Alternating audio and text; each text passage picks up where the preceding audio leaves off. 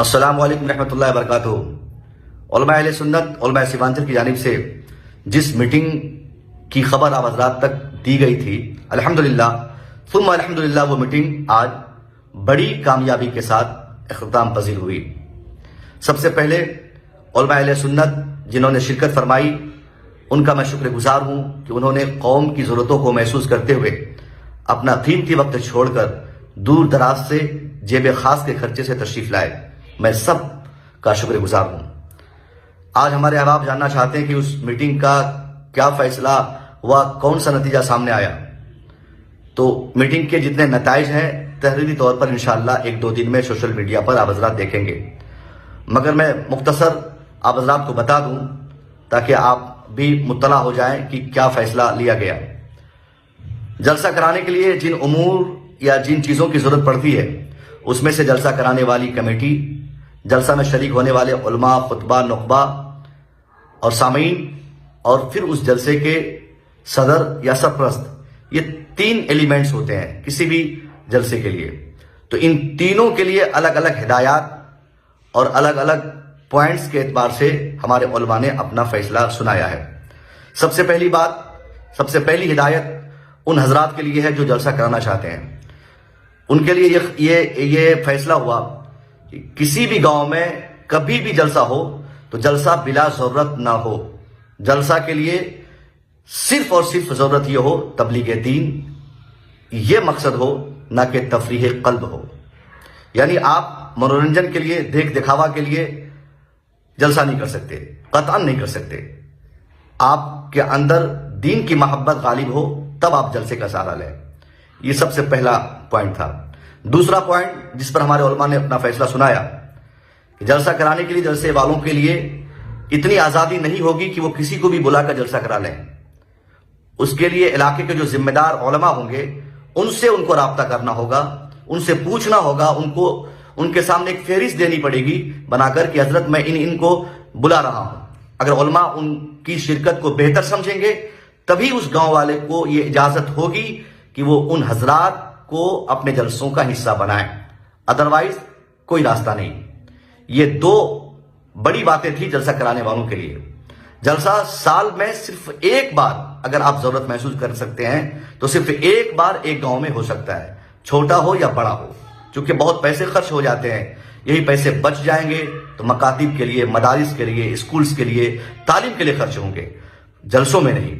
تو یہ تیسرا پوائنٹ تھا جس پر عمل کرنا ہم سب کے لیے بہت ضروری ہے کہ سال میں ضرورتاً صرف ایک جلسہ ہو۔ یہ تو 3 پوائنٹس جلسہ کرانے والوں کے لیے تھے۔ چوتھا پوائنٹ بھی انہی کے لیے ہے کہ جلسہ آپ ایک فکس ٹائم کے لیے کریں جس میں نماز عشاء اور نماز فجر قضا نہ ہو سکے۔ 1 بجے تک ختم کر دیں۔ اگر پوری رات کا جلسہ ہو تو 12 بجے تک تقاریری پروگرام ہو، اس کے بعد آپ نعت خوانی کرائیں۔ یہ جلسے والوں کے لیے۔ دوسری ہدایت جو جلسے میں شریک ہونے والے ہمارے علماء خطبہ ہوتے ہیں ان کے لیے ہے، اور اس پر غور کرنا ضروری ہے۔ ہماری اس میٹنگ میں جو فیصلہ لیا گیا وہ سب سے بڑا فیصلہ یہ تھا کہ جلسے میں جو خطیب اور شاعر آتے ہیں ان کا باشرح ہونا ضروری ہے، اور جلسے میں آ کر نماز پڑھنا ان کے لیے لازم و ضروری ہوگا۔ بغیر نماز پڑھے وہ اسٹیج پر نہیں جا سکتے ہیں۔ چہرے سے بھی لگے کہ یہ عالم ہے، چہرہ درست ہو، وضاحت درست ہو، فاسق نہ ہو، اس طرح کی ہدایات دی گئی ہے۔ اور دوسری سب سے بڑی بات شاعر کے لیے ہے کہ کوئی بھی شاعر چاہے ہندوستان سے آئے یا بغداد شریف سے تشریف لائے، اس سے مطلب نہیں ہے۔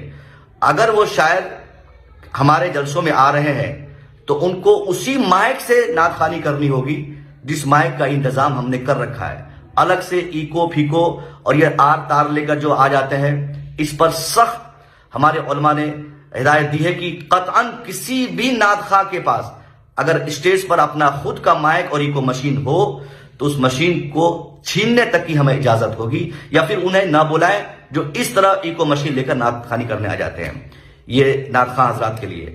پیر صاحب کے لیے بھی معمولات اہل سنت کا پابند ہونا ضروری ہوگا، چاہے وہ کتنا بڑا ہی پیر ہو اور ان کے کتنوں ہی مریدین ہوں، ان کا معمولات اہل سنت کا پابند ہونا ضروری ہے تبھی وہ ہمارے جلسوں میں شریک ہوں اور تبھی ان کو ہم اپنے جلسوں کے لیے بلائیں، چاہے آپ ان کے کتنوں ہی معتقد ہوں۔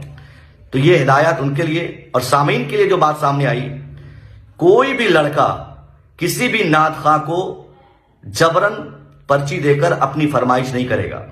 پیسہ دیتے وقت تہذیب، تمدن، ثقافت، اصول، ضابطے، ساری چیزوں کو انہیں ملحوظ خاطر رکھنا ہوگا۔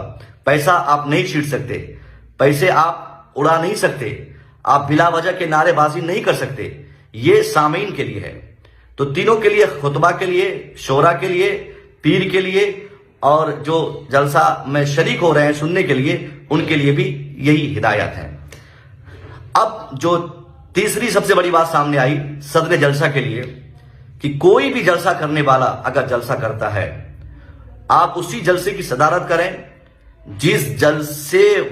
جو جلسہ کرانے والے ان دیے گئے ہدایات کی پابندی کریں یا اس پر عمل کریں گے، ورنہ آپ کی گرفت ہوگی۔ آپ بحیثیت صدر یا تو اس جلسے میں جائیں ہی نہیں جہاں پر خرافات کا اندیشہ ہو، بحیثیت عالم آپ کی ذمہ داری ہوگی کہ آپ منع کریں۔ اگر آپ کے منع کرنے پر بھی اگر وہ شخص نہیں مانتا ہے، پھر اسی خطیب یا شاعر یا پیر کو بلا لیتا ہے جس کی پابندی ہمارے جلسوں کے لیے ضروری نہیں ہے اور جن کو منع کیا گیا ہے علماء اہل سنت کی جانب سے، تو آپ بحیثیت صدر آپ کو پوچھا جائے گا کہ آپ نے کیوں اس جلسے کی صدارت فرمائی یا سرپرستی کی حیثیت سے آپ نے کیوں اس جلسے کی سرپرستی کی جس جلسے میں خرافات ہوئے، جس جلسے میں نعت مصطفیٰ کے نام پر ڈھونگ کیے گئے، جس جلسے میں مصطفیٰ کی محفل کے نام پر لوگوں نے اپنی مرضی کی باتیں کی اور اس کو تفریح کا سامان بنا دیا، انٹرٹینمنٹ کا ذریعہ بنا دیا، ڈرامہ کا بنا دیا۔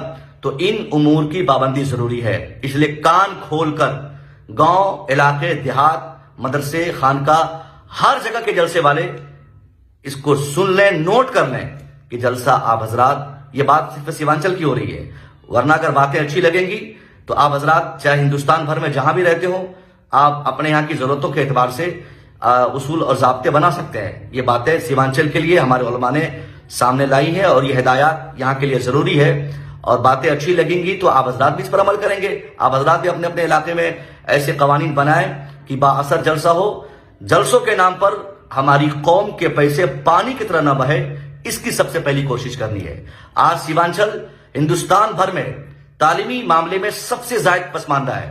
کسی کو اس کی فکر نہیں کہ مسلمانوں کے بچے مزدوری کرنے آج دلی، پنجاب، کلکتہ بھاگ رہے ہیں، ان کی تعلیم کا خرچہ سنبھالنے والا کوئی نہیں۔ تو اگر آپ کے اندر قوم کی محبت ہے، قوم کا درد ہے، خدمت کا جذبہ ہے، تو جلسوں کے پیسے بچا کر یا جلسوں کی تعداد کم کر کے آپ تعلیم پر پیسے خرچ کریں۔ آپ کو علماء اہل سنت، علماء سیوانچل کی تحریک کی جانب سے جس طرح سے بھی تعاون کی ضرورت پڑے گی، انشاءاللہ ہمارے علماء آپ کا تعاون کریں گے، مگر آپ کے اندر محبت دین، محبت قوم، یہ اس سے ظاہر ہونا چاہیے۔ تو یہی ساری باتیں تھی جو سامنے آئی۔ امید کروں گا کہ بہت جلد اس کا ڈیٹیل تحریری طور پر آپ کے سامنے میں پیش کروں، پوائنٹ در پوائنٹ جو باتیں ہوئی تھی۔ تو یہ ساری باتیں تھی اور کسی بھی جھمیلے میں آپ کو نہیں پڑ رہا ہے کہ کوئی اعلان کیا گیا، کوئی خاص یہ ہوا نہیں صاحب۔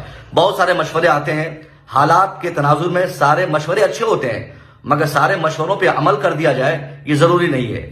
یہ بات سامنے آئی کہ بہت زیادہ پیسوں کی مانگ کرنے والے کسی بھی خطیب یا شاعر کو آپ حضرات اپنے جلسے کا حصہ نہ بنائیں۔ اگر آپ ان اصول اور ان قوانین کی خلاف ورزی کرتے ہیں تو آپ کے ساتھ قانونی کارروائی کے لیے تحریک علماء سیوانچل کی ٹیم 24 گھنٹے تیار رہے گی۔ اس کے لیے جس طرح سے بھی آپ کو روکنے کی ضرورت پڑے گی، آپ کو روکا جائے گا، آپ کو